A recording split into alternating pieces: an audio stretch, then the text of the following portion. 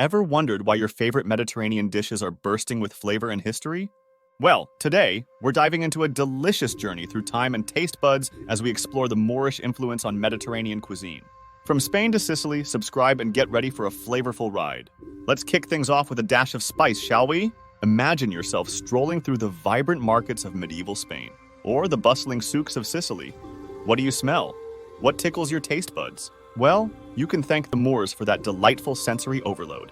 The Moors were like the original spice traders, bringing a tantalizing array of flavors from faraway lands to the shores of the Mediterranean. Saffron, the golden treasure of Spanish cuisine? Yep, that was a Moorish import. Cinnamon, the aromatic star of Sicilian sweets? Also courtesy of the Moors. And let's not forget cloves, nutmeg, and ginger, adding depth and complexity to dishes across the region. Now, why were these spices such a game changer? Well, not only did they make food taste amazing, but they also had some practical benefits. Think about it. In the days before refrigeration, spices were essential for preserving food and masking any off flavors. Plus, they were a status symbol, showing off your wealth and sophistication. Now picture this. It's a scorching summer day in southern Spain and you're craving something savory. But wait, how can you enjoy delicious food when everything spoils in the heat? Enter the Moors, masters of preservation. The Moors were pioneers when it came to making their tasty treats last longer. They didn't have refrigerators or freezers, but they had ingenuity. Pickling, drying, and curing became their culinary superpowers, ensuring that food stayed fresh and flavorful, even in the sweltering Mediterranean heat. So, when you indulge in some tangy pickled olives or sink your teeth into a slice of savory cured ham, you're experiencing the legacy of Moorish preservation techniques. These methods didn't just keep food edible, they transformed it into something even more delicious. And let's not forget about those zesty preserved lemons, adding a burst of flavor to everything from tagines to salads. Now picture this. You're lounging in a sunny Sicilian cafe and the air is filled with the tantalizing aroma of freshly baked pastries.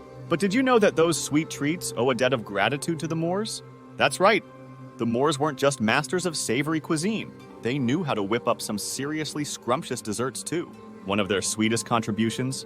Sugarcane cultivation. Thanks to the Moors, sugarcane spread throughout the Mediterranean, turning desserts into the ultimate indulgence.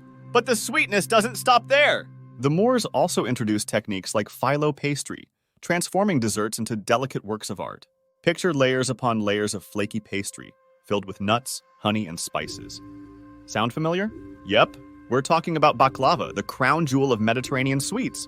But baklava is just the beginning! From almond-studded pastries to citrus-infused cakes, Moorish-inspired desserts are a symphony of flavors and textures. So the next time you indulge in a slice of Sicilian cassata or savor a bite of Moroccan pastilla, remember to thank the Moors for their sweet surprises. So there you have it. The Moorish influence on Mediterranean cuisine is undeniable, from the spices we love to the techniques that make our meals unforgettable. It's a tasty reminder that food history isn't just about what's on our plates. It's about the rich tapestry of cultures that have shaped our culinary landscape.